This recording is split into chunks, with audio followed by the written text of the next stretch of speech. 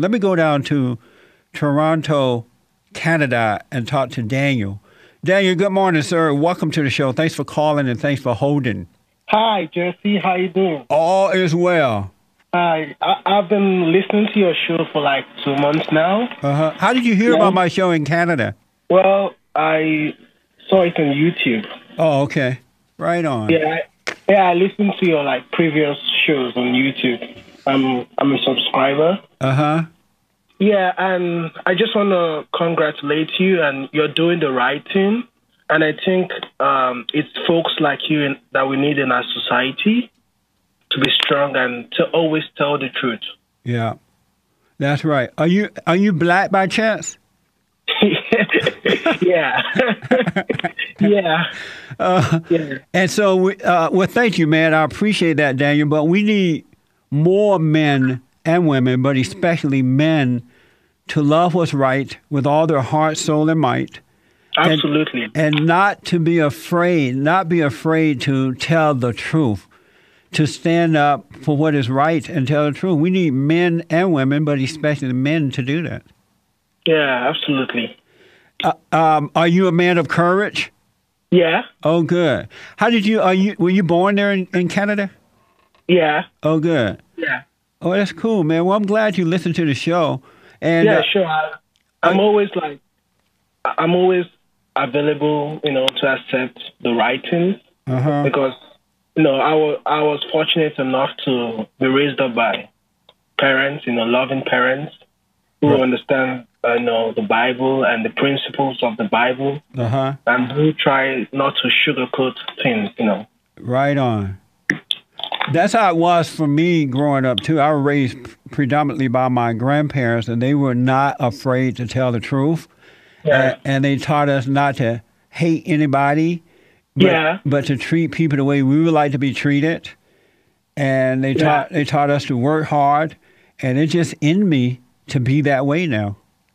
Yeah. And also, I would like to, comment on the fact that, if you read the Bible,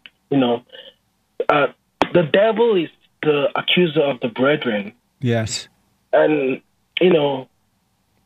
unfortunately, black folks have, taken this idea that they have to accuse people, of racism, of hatred, and so on. Daniel, so you were raised a Christian? Yeah, yeah. And what good has that done for you? Well,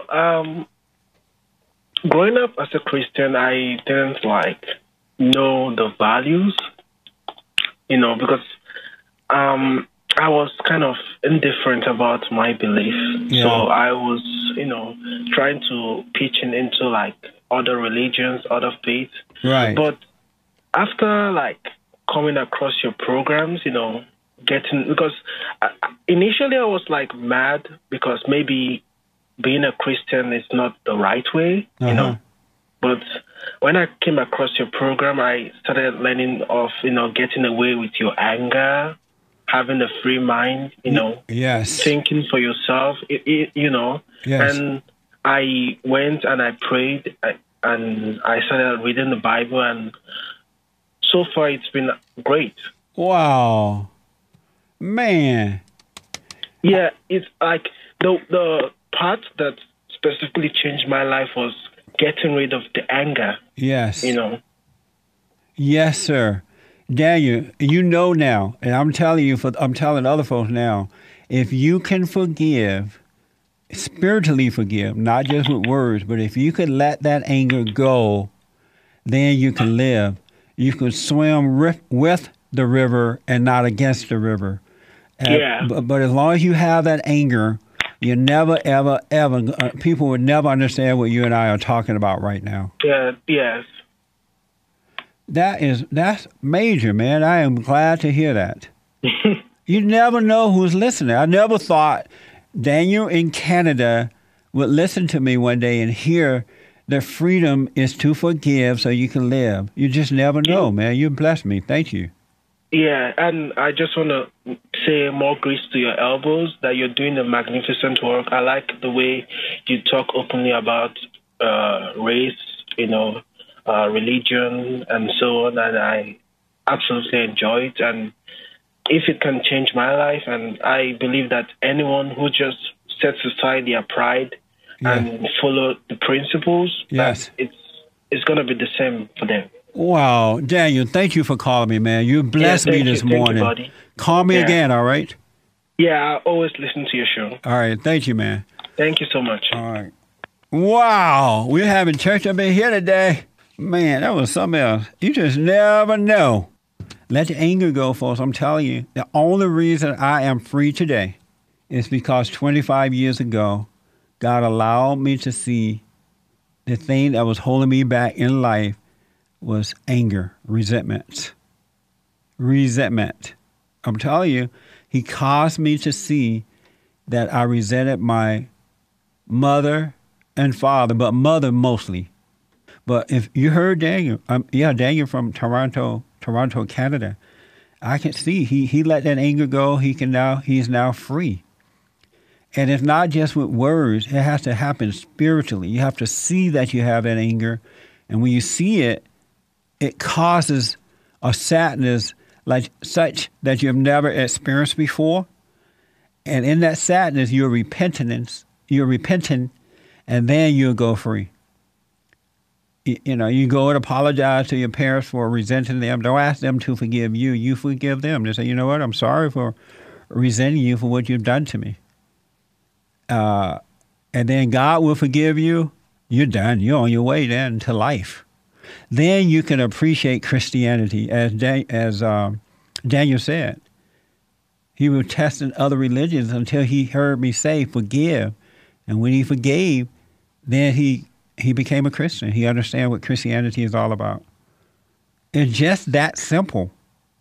But most people don't know. The preachers don't know. The fathers and mothers don't know. Your friends don't know. The only way I found out, and I had to go straight to God. I heard a preacher say, when you pray, be still and know the truth. And I went home and I sat still. I sat quietly, and the truth was revealed and made me free. Just that simple.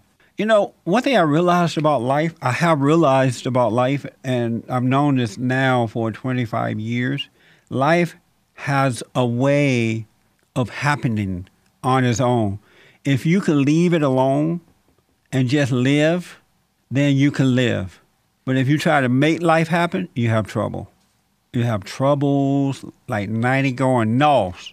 But life is so amazing to me. One thing I've realized about life, you have to really keep up with life in your life, meaning that you have to take care of your business. You know what I'm saying?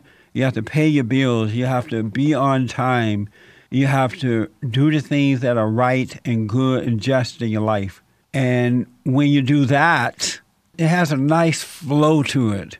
But if you don't keep up with life, and I don't mean race with time, I mean do what you're supposed to be doing in life. And when you don't do that, when you don't pay your bills, when you avoid doing the right thing, then you bring conflict into your life because you're going against the natural life in the way that life should be working.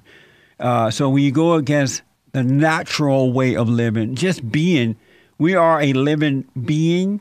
And if we can just live as a living being, then life is perfect and good. But once you deviate from that, conflict arises and you just have hell in your life.